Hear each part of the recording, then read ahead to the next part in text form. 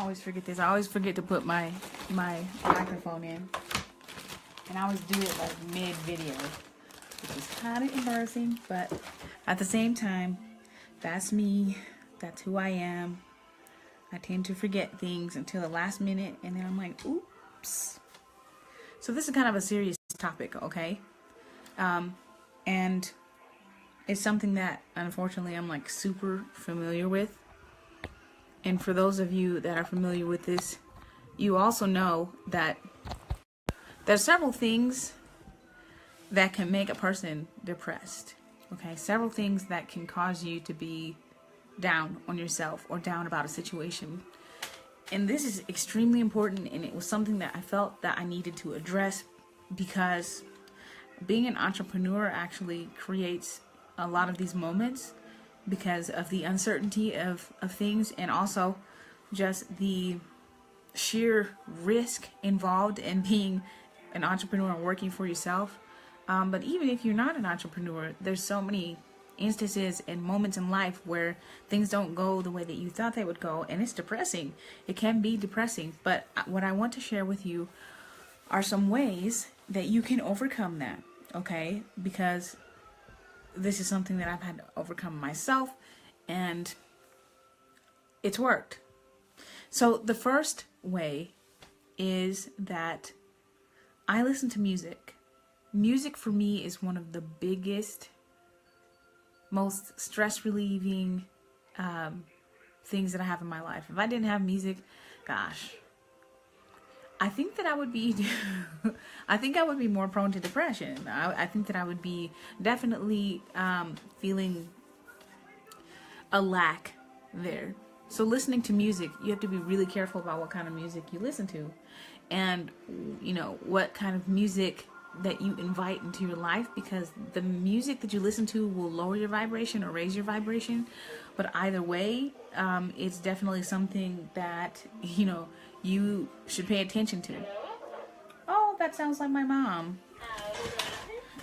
It is my mama. That's my mama. Talk to you later. Hey, Mom. Hi, Daddy. How are you? I'm good.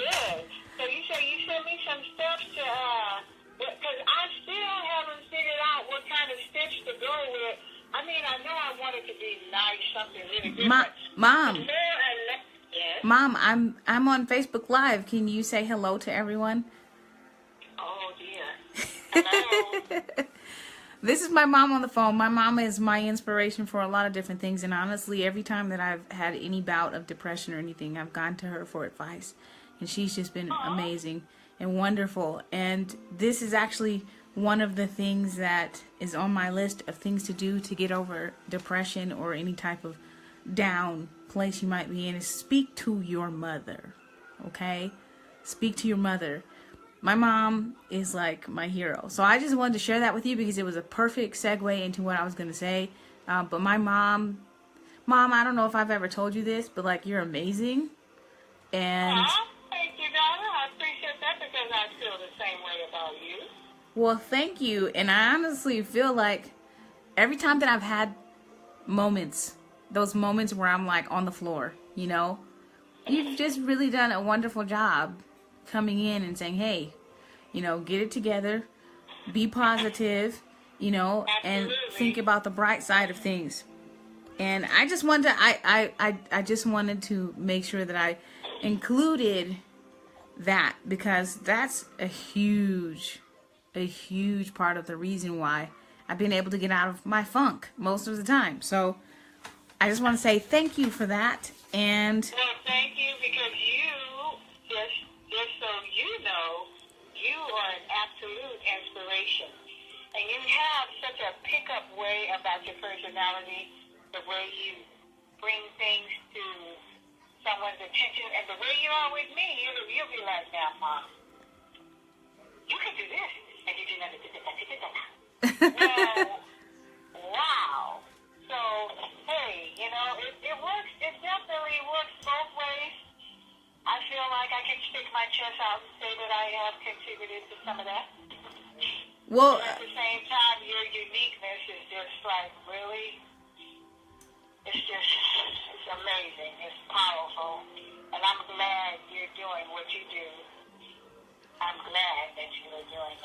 Well, thank you, That Mom. help change people's lives and make them better and make the things that they are looking forward to better. So, as one would say, keep up the good work, daughter. Thank you, Mom. Thank you. I know that I definitely need to get on the horn with you, but I didn't want to keep you for too long. I know that it was kind of surprising for me to be like, hey, you're on the air. But I definitely felt that it was a good idea. So you just get back with me, okay? I will, probably in like 20 minutes. No troubles. Talk to you later and goodbye. Okay, bye. All right, honey. Okay, so that was my next thing, which is really weird because like sometimes my mom will call right when I'm thinking about her. And so music helps, but my mom has been a huge inspiration for, you know, picking me up off the floor when I'm a mess, you know. And for those of you that don't have your mother anymore, you can still call on the memory of those conversations that you've had with her and the moments that you've had where you went and told her things, and there could be another woman in your life that you can go to, like a friend or, you know, someone, maybe an in-law, someone that you're close to vent your frustrations to. One of the things that I notice about depression is that you tend to want to be alone, and those are the moments that you ought not be alone. That it's the most important thing for you to call on someone else. Don't isolate yourself, because the person that isolates themselves is an easy target for depression. The third thing that I do to overcome depression is I change my posture. Notice that when you are depressed and when you're down, your physiology changes and your voice gets lower and you're not smiling and things seem like they're just really suffocating. And it gets hard to get out of bed. You don't really want to shower or do anything. And if it's really bad, it can lower your vibration so low that you don't answer the phone, that you barely feel like taking care of your children. You isolate yourself. So my advice for you is to change your posture. Smile. Even if you don't feel like smiling, because what happens is your brain will figure out a way or a reason for smiling. So changing your posture, lift your shoulders up, just like somebody. So when you're depressed, you're down here, but when you are not depressed, your chest is up here, and you pull yourself up. Pull yourself up, shoulders back, and you hold your chest out. Deep breathing. Deep breathing. And I noticed that when I started doing deep breathing, when I would get into those moments of feeling down, it would literally release the negative energy that was in my chest. Okay, so that was the third thing. So changing, I think that was the third thing. Changing my posture. Okay. Another thing is really getting to the point where you are controlling your thoughts, being aware of your thoughts, and making your thoughts a priority. Okay, we have about 60,000 thoughts a day, you know, and as someone who is an entrepreneur, boy, those thoughts can get real negative real fast. The type of thoughts where you're like, oh man, did I do that right? Is this good enough? Am I good enough? When you have thoughts like that, the fourth thing that I focus on, which is part of this, is positive affirmations. Pick one thing that's good about you, one characteristic, one quality that you just love about yourself that is working. Don't focus on what's not working, but focus on what is working, and pick one thing that you can say. You can say something along the lines of, you know what? You are amazing at organizing things. You are amazing at communicating with people. You're wonderful at making people feel good. Just pick one thing about yourself that really boosts your energy, your vibrations, because the way that works is the lower vibration feelings like anger, sadness, depression, those are some lower vibrating energies. But when you start thinking in terms of joy, acceptance, love, and the highest being enlightenment. I'm not Buddhist, by the way, but these are some things that across the board work for every person. You know, those are things that doesn't matter where you came from, doesn't matter who you are, you know, male or female, doesn't matter. If you focus on your language and you focus on the way you carry yourself, your posture, you know, sit up, try not to slouch, because when you slouch, it actually can lower your vibrations because you're not getting as much air. When you sit up this way, your rib cage opens and you can actually breathe in more air. And the more air you can breathe in, the more your brain functions better. So just thinking in terms of that. No, I'm not a doctor, but these are some things that I've actually experienced in my life whenever I came into bouts of depression, okay? And there's nothing wrong with being depressed or going through it, but you just can't stay there, is what it is, okay? So the fifth thing that I make sure that I do, or not necessarily that I do, but I make sure that other people don't do,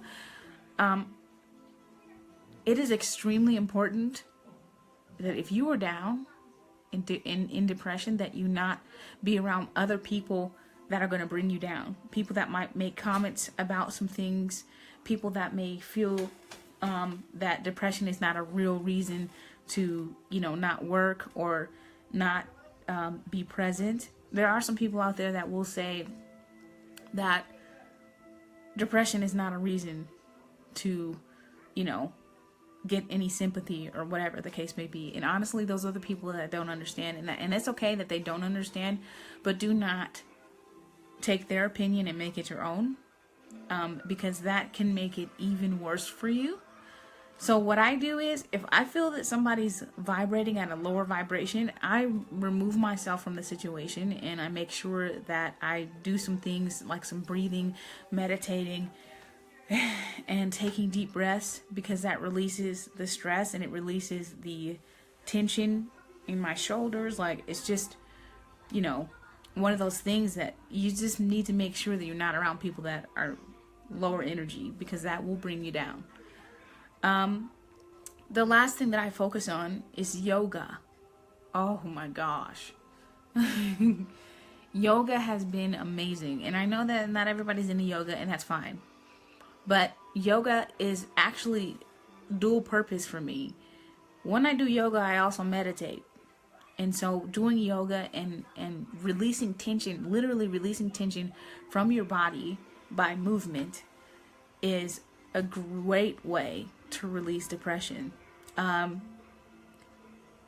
generally, when people are moving, when you're in movement, it's harder to be depressed. So, for instance, if you go out for a walk, you know, you might be a little down, but you'll notice that your vibration is raised because you're connecting with nature.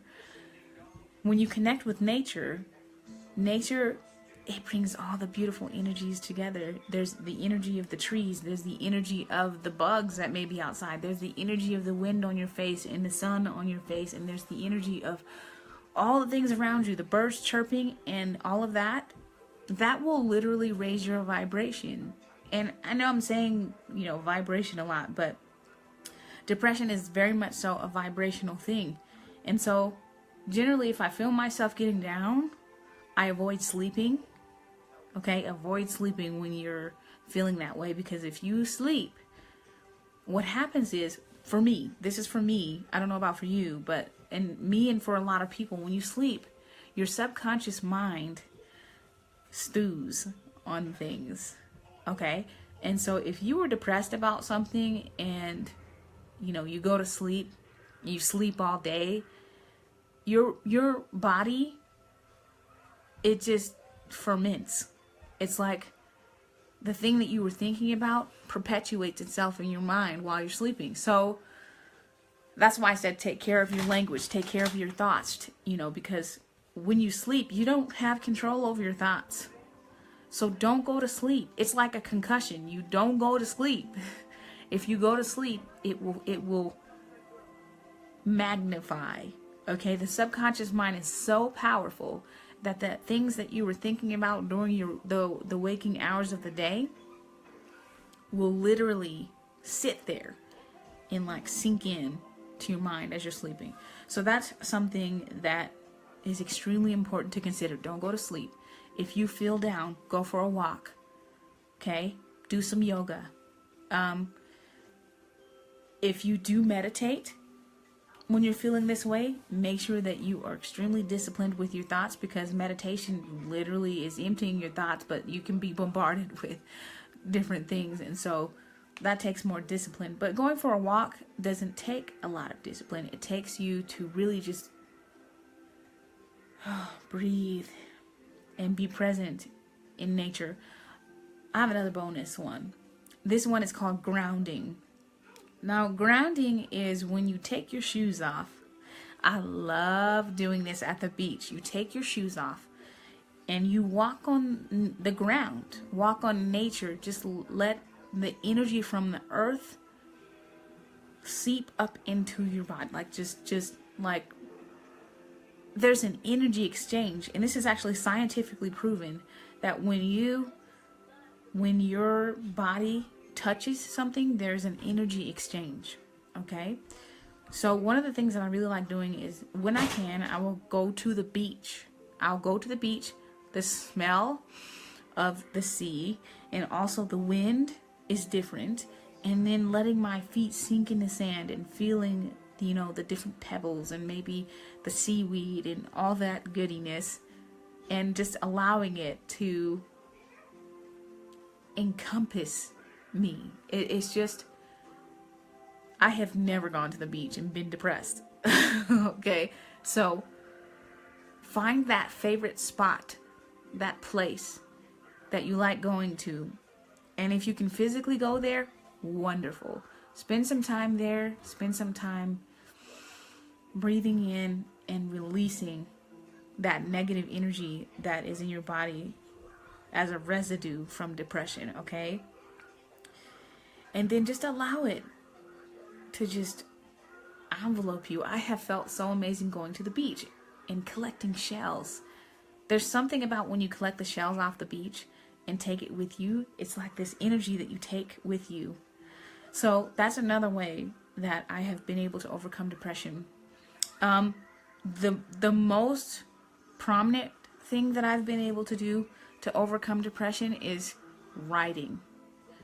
Writing has been therapeutic, and there have been times, like there's one time in particular that I can remember that it's just literally saved my life, because I was able to write down what I felt. I was able to release all of that negative like build up, and I wrote in my journal, but then I also started writing a book, and so it took me to a different place, and I was able to escape from the reality of what was going on, for just, even if it was just for a moment. You know, write something. I've been able to write poetry and short stories and now my books, and it was a way for me to get out of my way. It was a way for me to get out of my head and put some things down on paper, and I was able to convey those emotions that I felt in the characters that I built. And so that toxicity, that builds up, I was able to put it into the story, and portray the different sides of it through my writing. And so if you can do anything, just get yourself a composition book and write in there and write some things down. And another way that I've been able to do that through the writing is by writing letters to a person or about a particular thing that happened. And then just having kind of like a little burning ceremony where you go to a body of water, or you can even do this over the sink, you guys. You don't have to go somewhere fancy. But just writing someone a letter, or writing a letter about what happened, and then allowing yourself to release all of that stuff into the letter. And then take the letter and you can have like a bowl of water, or you can be near a body of water like a stream, a lake, or something like that, but make sure that you're in a safe place. And you take the letter and you set it on fire. and you release it into the water. This has worked so many times for me where, you know, I've been around a campfire and been able to do this. And it just felt so profound. So profound. And so, I felt lighter. Okay? And so generally with depression, you feel heavy. And so the goal is to lighten the load. Lighten yourself. Art has helped too, but the thing that I noticed with art, when you paint a picture, you have the memory of the picture.